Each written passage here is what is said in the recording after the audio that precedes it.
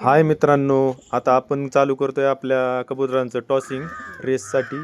आपली 14 डिसेंबरचा रोजी रेस आहे क्लबचा फ्री टॉस.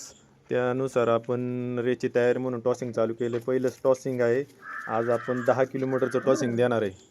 तेव्हा आता हे 3 पिंजरे आपण मोटरसायकलवर घेतले. त्याच्यामध्ये 2 पिंजऱ्यामध्ये मेल आहेत हे आणि एका पिंजऱ्यामध्ये फिमेल आपण ठेवलेले आहेत.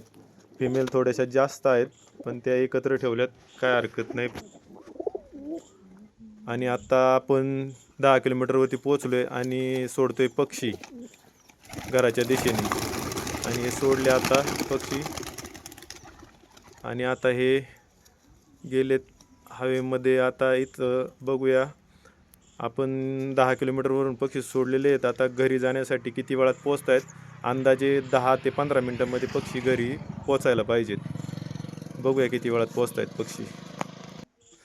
आणि हे बरोबर 15 मिनटांमध्ये पक्षी घरी आलेले आहेत 10 किलोमीटरवरनं. आणि हे फिरतायत घरी येऊन.